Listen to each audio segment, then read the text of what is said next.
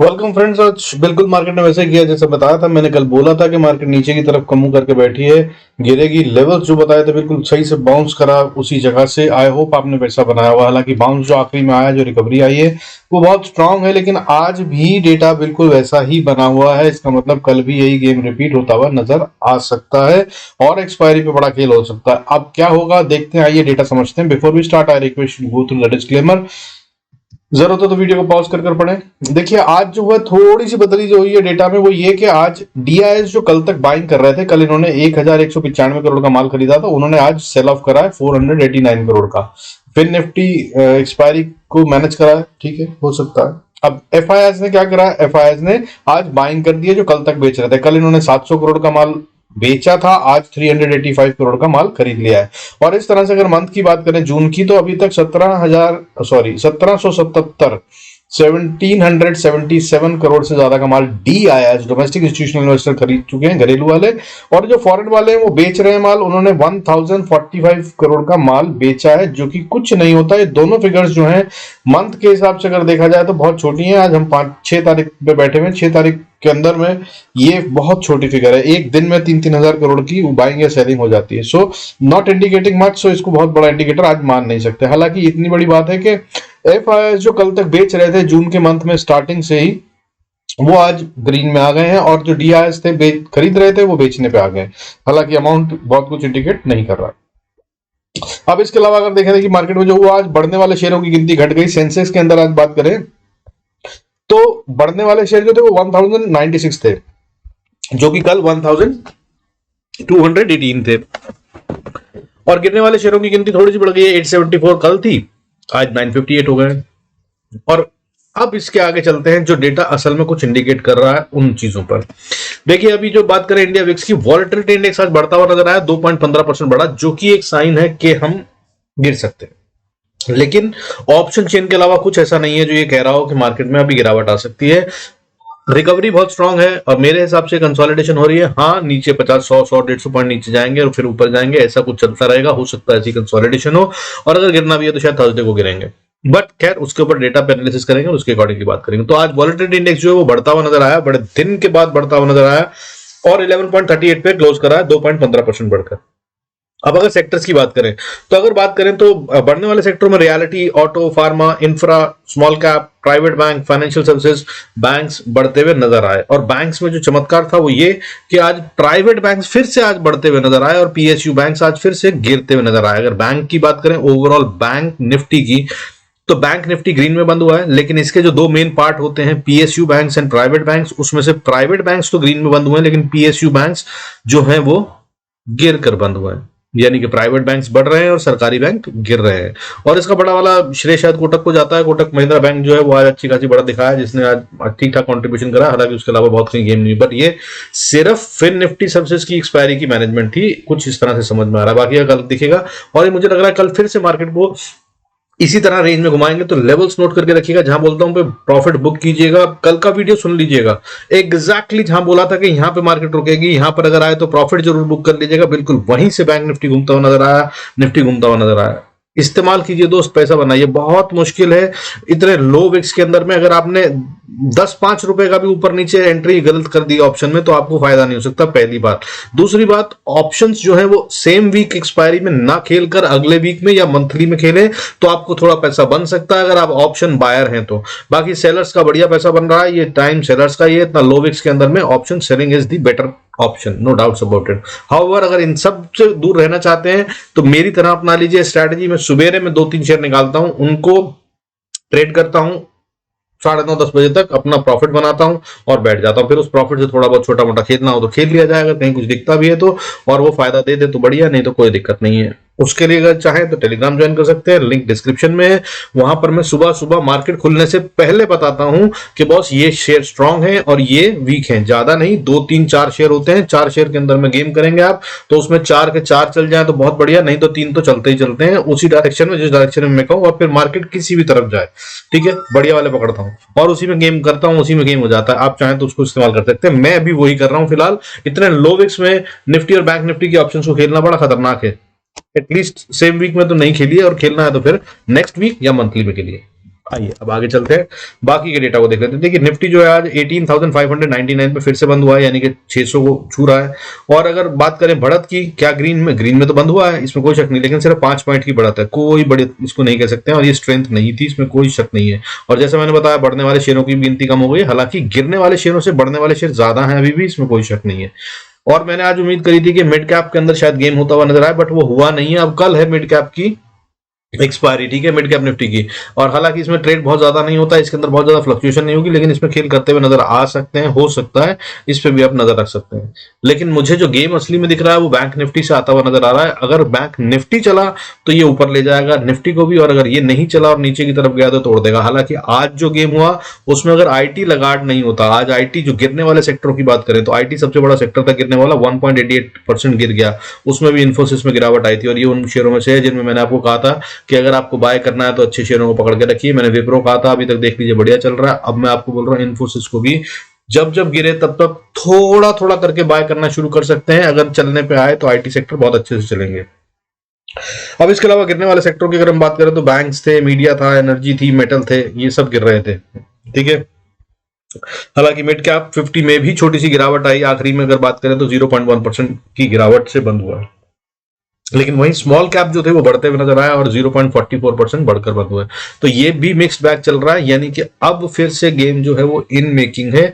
और मुझे लग रहा है या तो ये कल हो, वेडनेसडे को अक्सर होता है, वेडनेसडे को ध्यान रखिएगा, दोपहर को 2 बजे तक एक गेम चलेगी या 1:30 बजे तक, और उसके बाद गेम पलटती भी नजर आ सकती है। सो तैयार रहिएगा। और विक्स इतना लो है, इसमें जरूर कुछ ना कुछ उछल कूद होगी। इसके हिसाब से अगर चाहेंगे तो निफ्टी, बैंक निफ्टी में कल 2 ट्रेड मिलेंगे, सुबह का ट्रेड अलग होगा, शाम का अलग, दोपहर का अलग होगा, सेकंड हाफ का। सो केयरफुली खेलिएगा, किसी भी पोजीशन के साथ इमोशनली अटैच होकर अटकेगा नहीं, अदरवाइज आपको नुकसान हो जाएगा या जो भी प्रॉफिट हो रहा होगा वो उड़ जाएगा।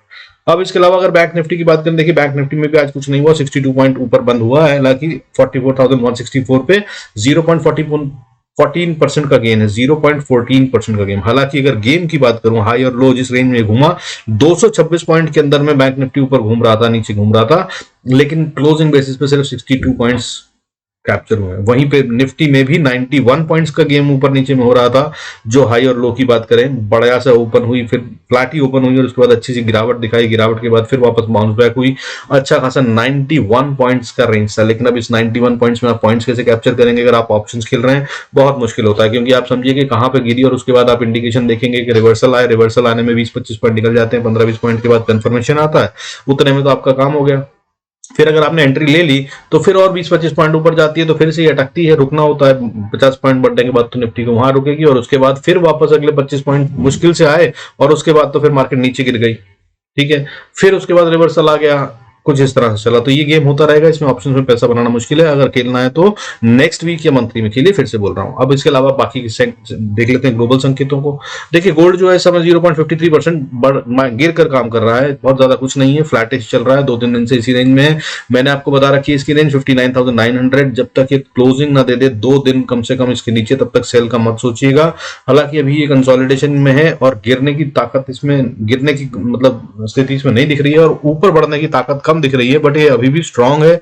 मेरे हिसाब से ये ऊपर चलना शुरू होगा तो ये बढ़ता हुआ जाएगा। अभी फिलहाल इसको सेल मत कीजिएगा, अभी खतरनाक हो सकता है, ट्राई एंड स्टे अवे। कल भी मैंने कहा था कि गोल्ड और सिल्वर से दूर रहिए। सिल्वर भी अभी इस समय 0.38% टूटकर 71,600 पे ट्रेड कर रहा है, ठीक है, अगर बात करें तो। और मैंने जो आपको रेंज दे रखी है उसके मुताबिक अभी ये तोड़ चुका है अपनी रेंज को और नीचे की तरफ में है, बट ये वीक नहीं है, इसको भी सेल करने से बचें, ये नुकसानदेह हो सकता है, क्योंकि ये बहुत स्ट्रांग है और ये नए हाइस बनाने की तैयारी में लग रहा है। कई महीनों से मैं कह रहा हूं, और कई बार ये ऊपर जा चुका है, और 78,000 का जो मैंने ट्रेड दिया था वो बहुत अच्छा काम कर रहा था। अभी भी इसको 71,000 के नीचे तक जाने की मेरे को उम्मीद नहीं कि उसके नीचे जाएगा। 71,000 तक देखिए, वहां पर जाकर अगर कमजोरी आए तो खेलिएगा, अदरवाइज यहां पर भी ट्रैपिंग हो रही है। अब बची बात नेक्स्ट क्रूड की।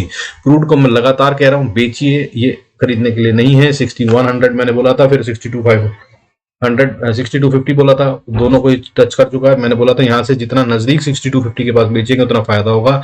आज ये गिर कर ट्रेड कर रहा है 5975 पे, यानी कि अच्छा 200 पॉइंट्स का बढ़िया फॉल मिल गया अगर आपने वहां बेचा था। और अभी भी जो नीचे टेस्ट करता नजर आएगा मेरे हिसाब से 5800 अगला लेवल है, और उसके बाद 5500, और उसके बाद अगर उसको नहीं रिटेन कर पाया तो ये 5100 तक जा सकता है in the month of June.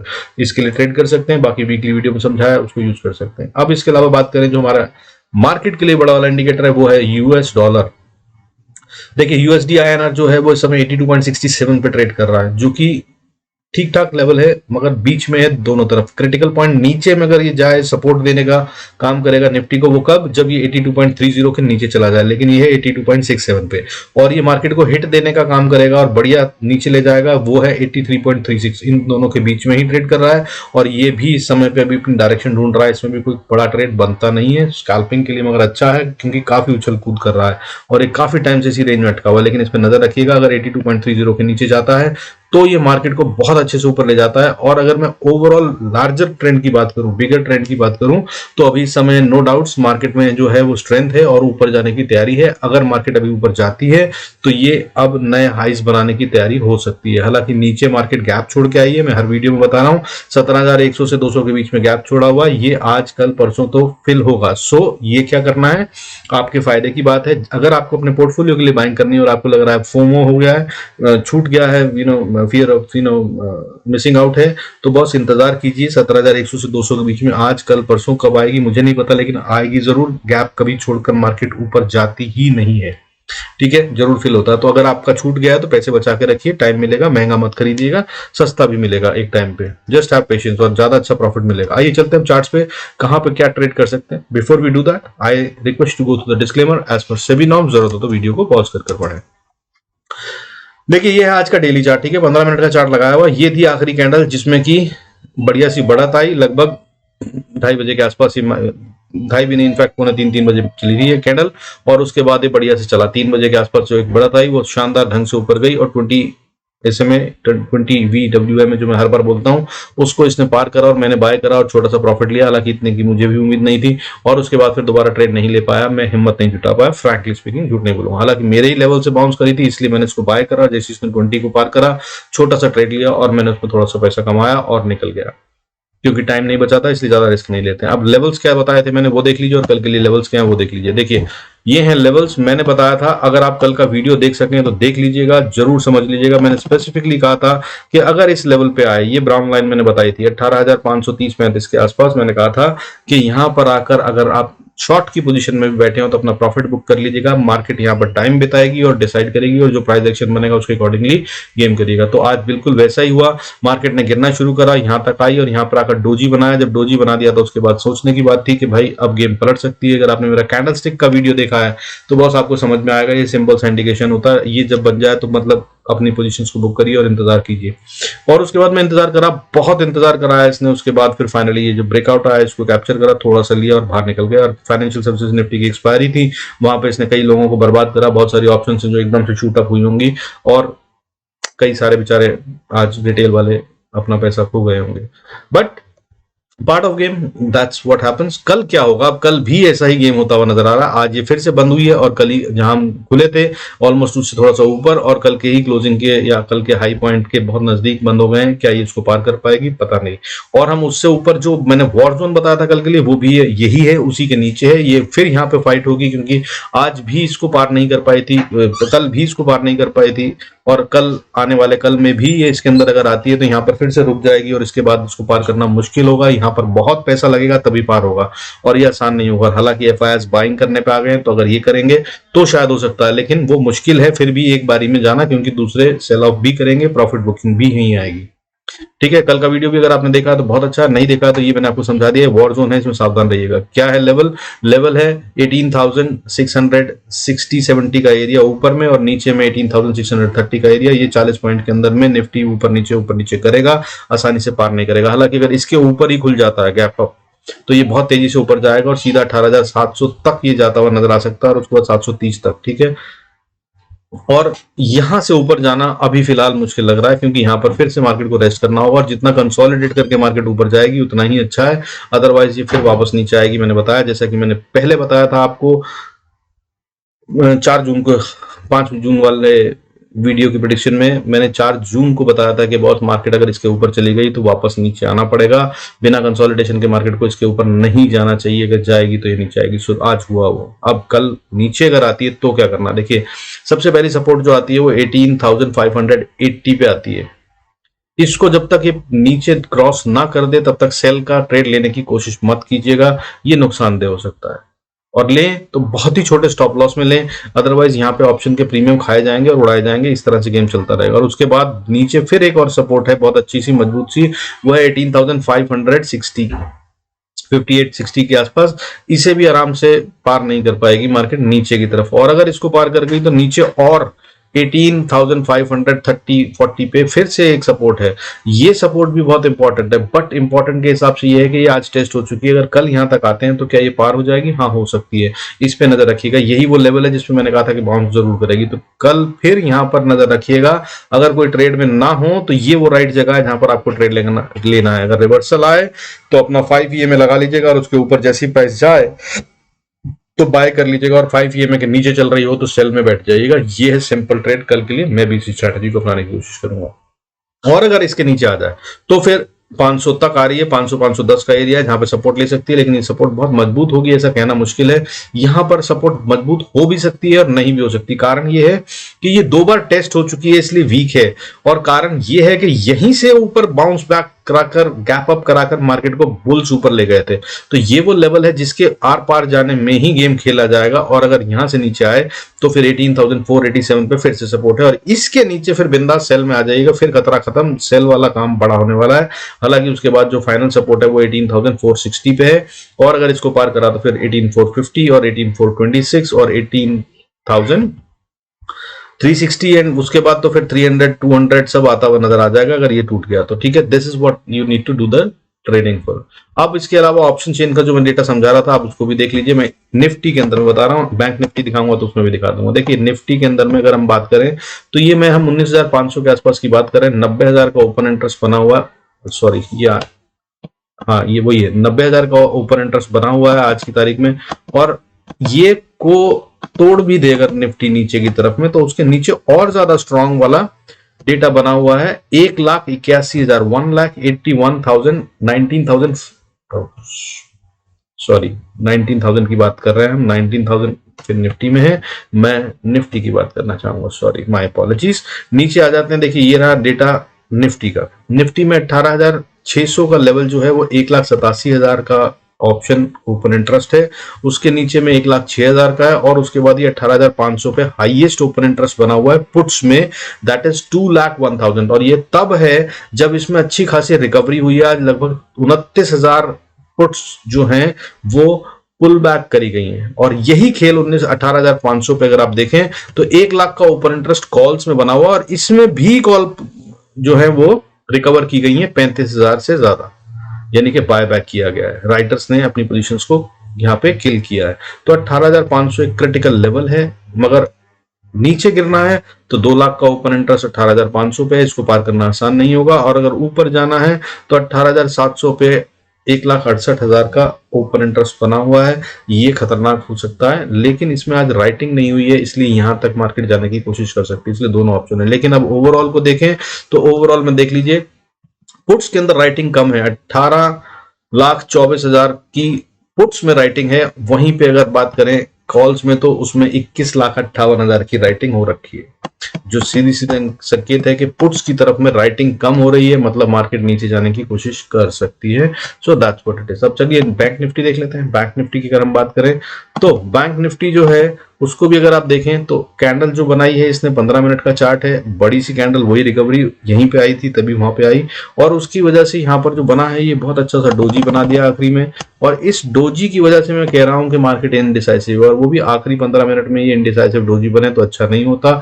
हालांकि अगर इसको 75 मिनट पे देखा जाए या 45 मिनट पे देखा जाए तो ये कुछ एक अच्छी पिक्चर दिखाता है, उस अच्छी पिक्चर में भी ये डोजी ही दिखा रहा है 45 मिनट में। ठीक है, तो ये मगर दिखा क्या रहा है कि 20 VWM जो इंपॉर्टेंट होती है उसके ऊपर चल रहा है, मैंने कहा था यहीं से पुल बैक आएगा, सो वहीं पे से ये पुल बैक भी आया। अब कल क्या होगा उसके लिए आप समझ लीजिए, गेम के लिए सिंपल जो लेवल्स बता रहा हूं उनके हिसाब से, या फिर अपने भी लेवल्स निकाल सकते हैं तो उनसे खेलिए, level to level right entry ही है जो पैसा देगी, अदरवाइज नहीं देगी, स्पेशली अगर ऑप्शन में। और इससे बेहतर वरना मैं कहूंगा कि खेलिए स्टॉक्स में।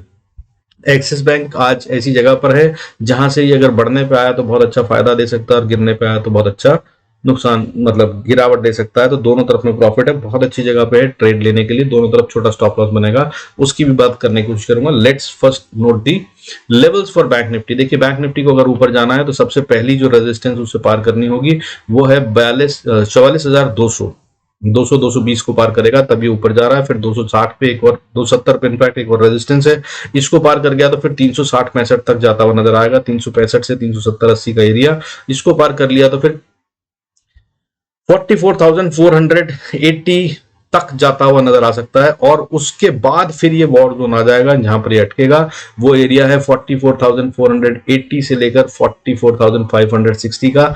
ये को पार करना बैंक निफ्टी के लिए कल मुश्किल है, आने वाले टाइम में भी मुश्किल होगा, बहुत पैसा लगेगा, अगर लगाया गया तभी पार होगा। कल के लिए मगर इतना बहुत होगा, इससे ऊपर नहीं जाएगा। और अब नीचे आना है तो सबसे पहली इंपॉर्टेंट सपोर्ट जो बनती है वो 44,150 है, इसके नीचे जब तक ना आए तब तक सेल मत कीजिएगा। 44,150 के नीचे आए तो फिर एक इंपॉर्टेंट सपोर्ट जो है वो 44,040-50 की बनती है। 44 तोड़ दे अगर, तब इसको सेल करने की कोशिश कीजिएगा, तब 100 पॉइंट के लिए गेम बनती है। 43,900-910 तक ये आता हुआ सीधा नजर आ सकता है। और अगर इसको तोड़ दिया तो फिर 43,840-30 का एरिया है जहां पे ये आके सपोर्ट लेगा, और 800 को तोड़कर ये फिर से 760 पे एक सपोर्ट लेगा, और 43,760 वो एरिया है जो बहुत स्ट्रॉन्ग सपोर्ट होगी, ये आसानी से नहीं टूटेगी।